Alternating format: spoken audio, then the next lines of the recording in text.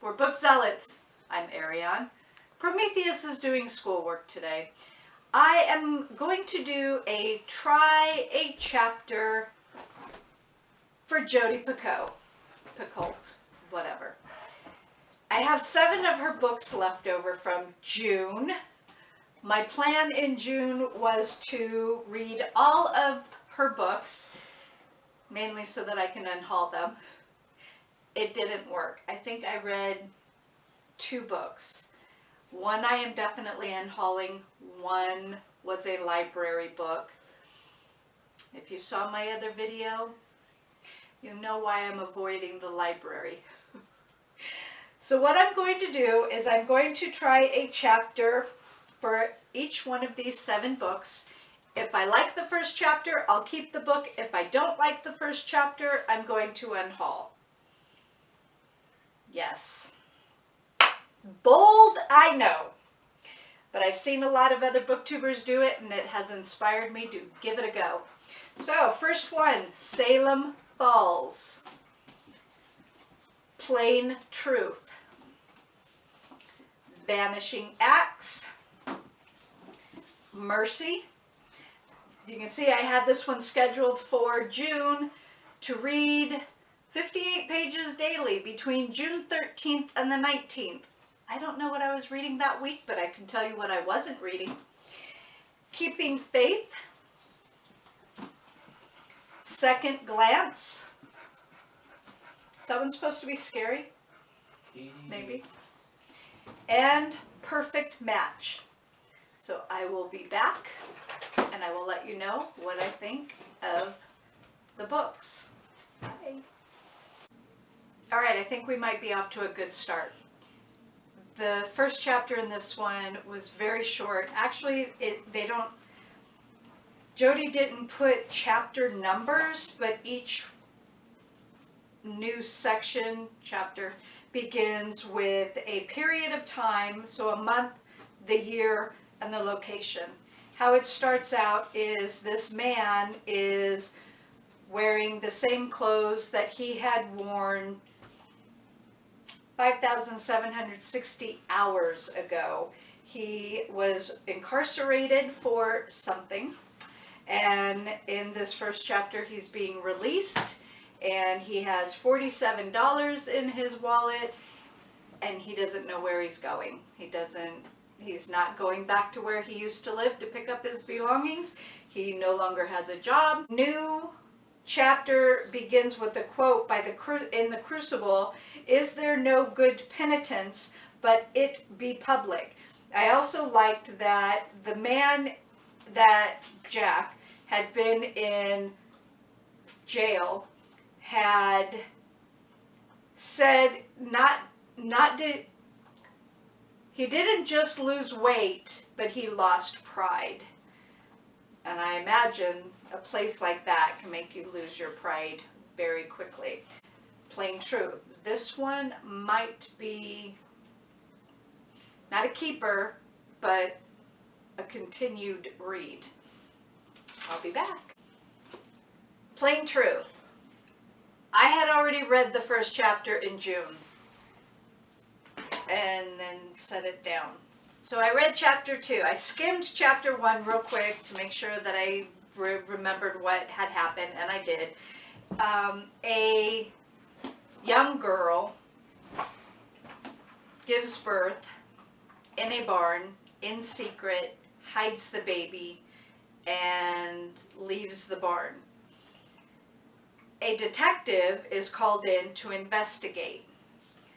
This detective is quite... Prometheus just threw something into a box from across the room. Had won a very popular case, or had a case that had become very, very popular on the news. And she lives with a boyfriend, and I think she's having issues with her boyfriend's lack of morality. They've been living together for 8 years, and he basically doesn't want his life to change. He's a piece of garbage. Who are we kidding? And honestly, I don't want to read a book like that. But the Amish part of it the detective part of it, that intrigues me. So I don't know what I'm going to do about this book. I don't know if I'm going to just read the Amish parts of it and skip her boyfriend drama garbage that she has created. I do already have an orange tabby in here. That was from when I read it in June. I almost said 1990 something. Page 12.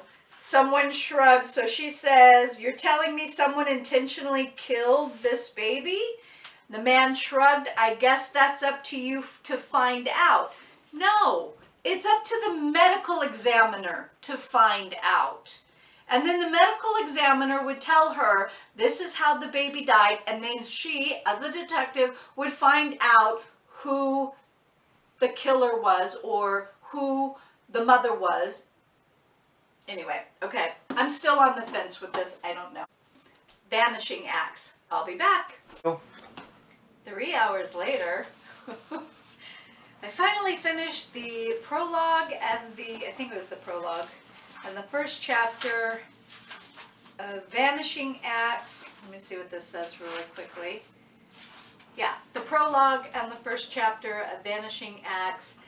It did take approximately 3 hours because life, distractions, life, interruptions, life.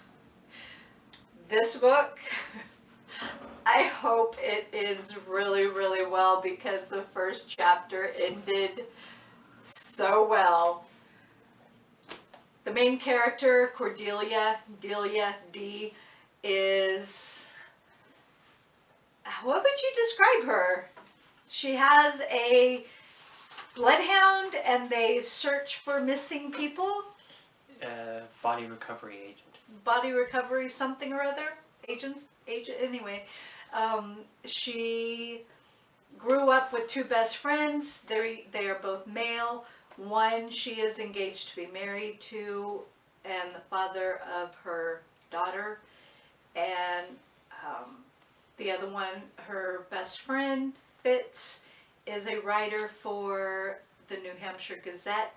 And so they collaborate a lot of times. He gets information regarding whatever case that she is working on and practices with the dog so that the dog can continue hunting. And something happened in her past that ends the first chapter that was so good.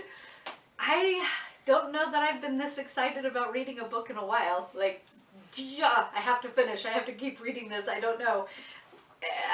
But obviously, this is a keeper. I'm going to continue reading this one. Prometheus is behind the camera acting like a robot. Okay. So this one, yes. This one I'm still on the fence about. But compared to this one, I'm thinking this one doesn't hold water. This one, definitely. Mercy. I will read I will read a chapter and get back. All right, not 3 hours later this time. The first chapter of Mercy. And basically a woman goes through her house, puts a whole bunch of stuff in boxes, puts it out in the yard, has a yard sale, gets rid of a bunch of stuff, and her husband comes home from work and says, "Oh, so you sold a few things," and then goes in the house and comes out and realizes everything she sold were his belongings. And she takes her earnings in her little security box and walks to town away from her home, and that's how it ends. And this one is going on the Plain Truth Podcast. Keeping Faith. And this one is about, for the second time in her marriage, Mariah White catches her husband with another one. Oh, seriously, another one of those? I'm going to read a chapter of this. I'll be back. All right, finished the first chapter for Keeping Faith. I almost said Mercy. That was the last book. For Keeping Faith. And I don't know who is more stupid, the cheating husband or the wife.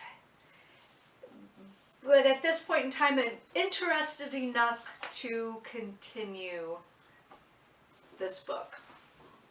So it's going with Vanishing Act. And so we're 2 for 2. We have 2 more to go.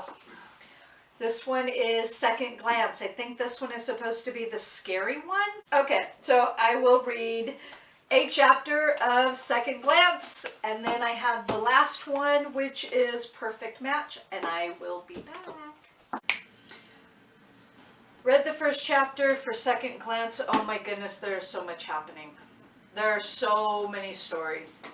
There's an Indian guy who's about 100, 200, 3 years old. But is he really still alive or is he a ghost? I don't know. Then there's, who is this?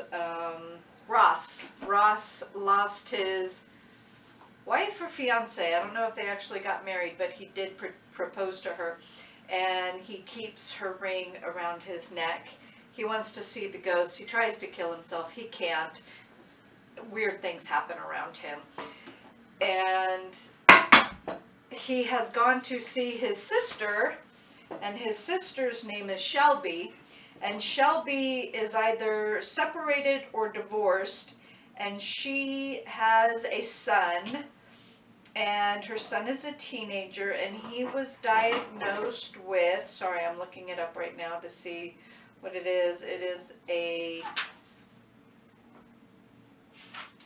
disorder where he's allergic to the sun, and it's called xeroderma pigmentosum, XP for short. It made me think of this boy that I knew in elementary school, and I don't remember his name. He wasn't even at the school for very long, but he would always sit in this one area that was shaded in the afternoon after lunch. When all the kids were headed to the playground, he was always sitting right there in the corner. Well, that's where my classroom was. And one day I asked him, why he never went on the playground to play. And his face was kind of deformed and whatnot. But I felt really sorry for him because he didn't have any friends that hung out with him. And so anyways, he told me that he was allergic to the sun, and I thought, how is that even possible? I had never heard of anything like that. And I think it was about 11, I think it was 11 or 12 at the time. And so every day after that, I would go by, hey, whatever his name was, hey, how you doing? Just chat a little bit. But one day I actually sat down with him, and my friends went on to the playground, and I asked him if he wanted me to hang out with him because I could do that. It was no big deal, but he said no. And then I think after that, he wasn't there again. I never saw him again, which is kind of sad. But anyway, so I don't know how I feel about this book. There's so many sub-stories going on. I don't even know what the real one is. I guess the real one is Ross. I kind of have a headache. I think this... Okay, the first chapter was 23 pages long. I'm interested to see how Jodi brings them all together. It's a maybe. I don't know. I'll have to wait. I'll have to detox from this first chapter and see how I feel about it. But I found some at the very beginning. Jodi put a quote by Samuel Taylor Coleridge, or maybe it was a poem, I don't know. What if you slept? And what if in your sleep you dreamed? And what if in your dream you went to heaven and there plucked a strange and beautiful flower? And what if when you woke you had the flower in your hand? Ah, what then? Isn't that interesting?